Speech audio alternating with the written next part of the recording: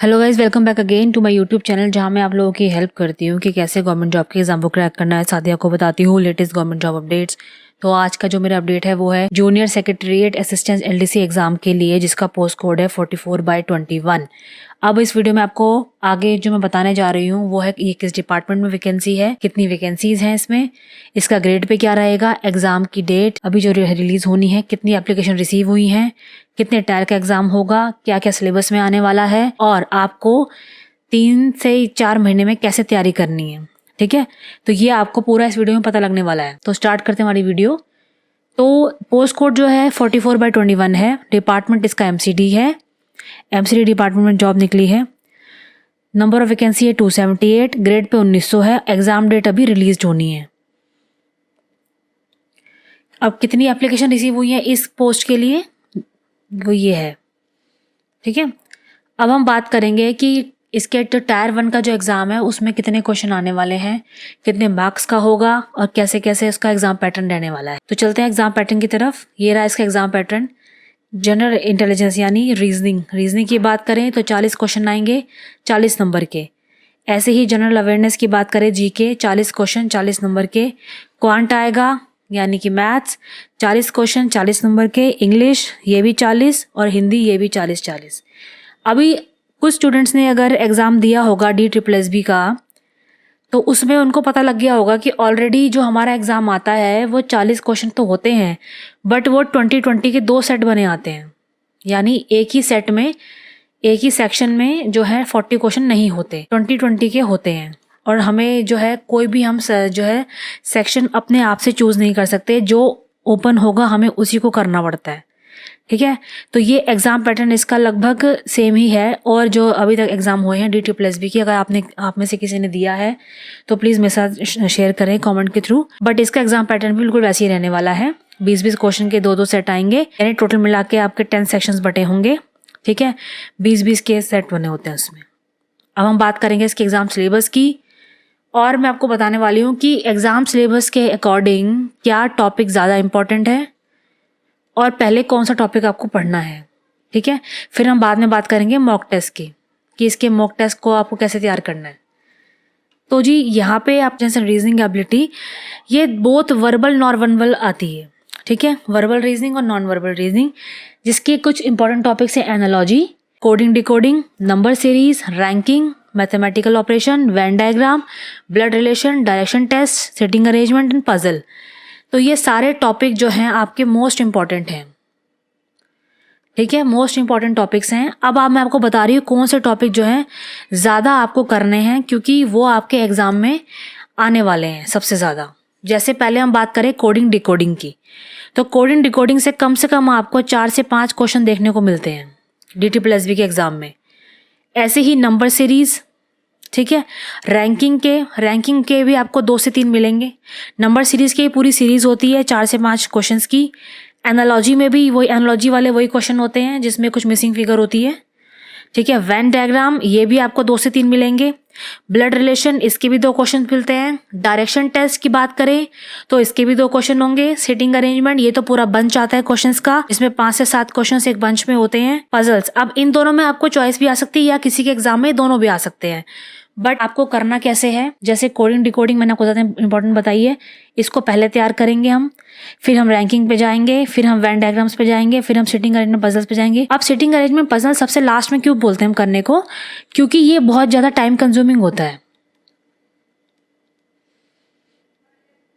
ठीक है, time consuming होता है ये, और अगर इसमें आपको ज़्यादा टाइम लग रहा है तो हम इस टॉपिक को स्किप भी कर देते हैं एग्जाम में। क्योंकि अगर हमारे 20 के 2 सेक्शन हैं तो 40 में से अगर हम हमारे, अब जैसे 20 के 2 सेक्शन हैं तो अगर 40 में से हम 35 मार्क्स भी ले आते हैं तो भी हमारे जो हैं सिलेक्शन के चांसेस बढ़ जाते हैं।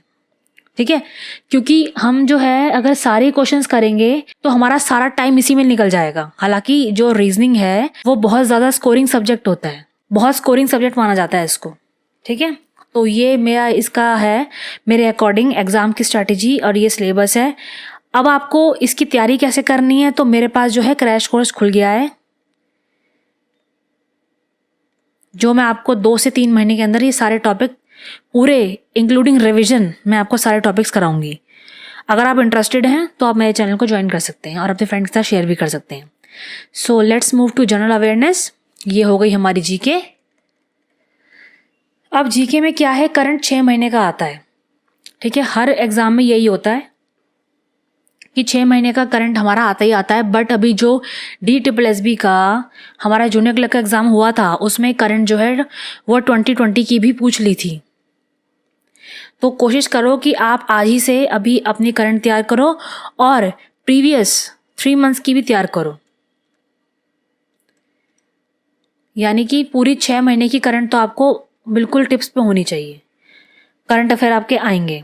और उसके अलावा हमारे इसमें क्या आता है, हिस्ट्री का टॉपिक कवर होता है, पॉलिटी कवर होती है जिसमें कॉन्स्टिट्यूशंस और हाँ आर्टिकल्स बहुत इंपॉर्टेंट हैं। Sports, art and culture, geography, economics, everyday science, scientific research, national international organisation, institutions.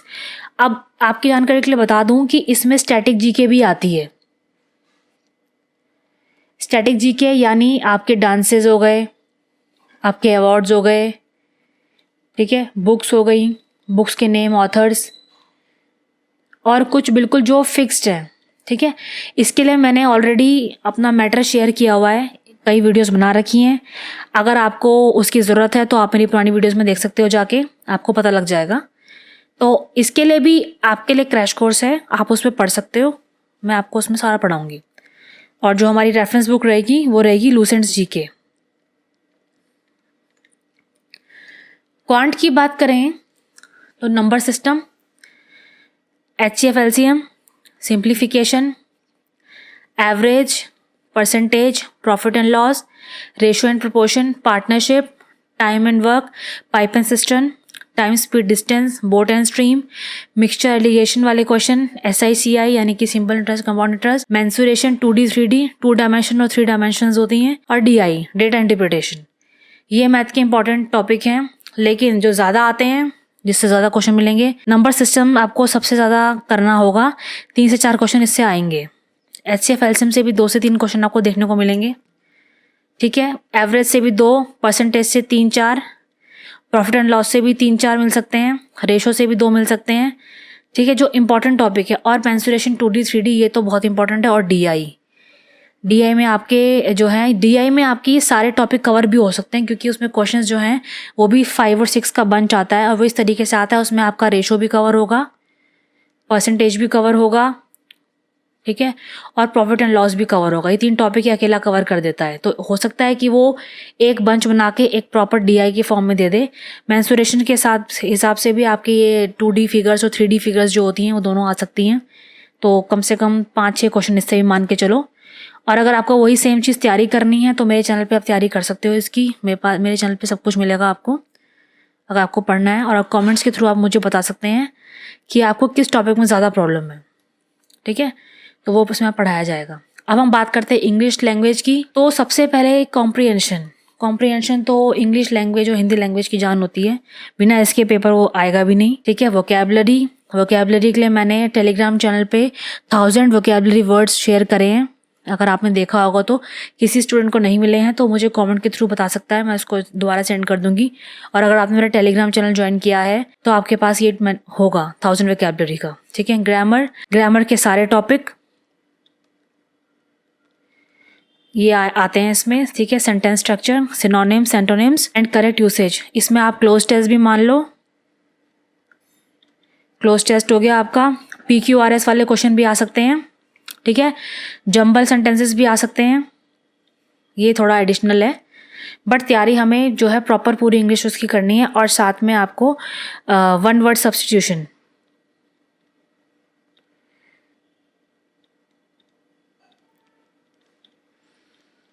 ठीक है, 1 वर्ड सब्स्टिट्यूशन भी आ सकता है। स्पेलिंग्स का अभी DSSB इतना हल्का नहीं पूछता है, थोड़ा सा उसने एग्जाम का लेवल चेंज करा है।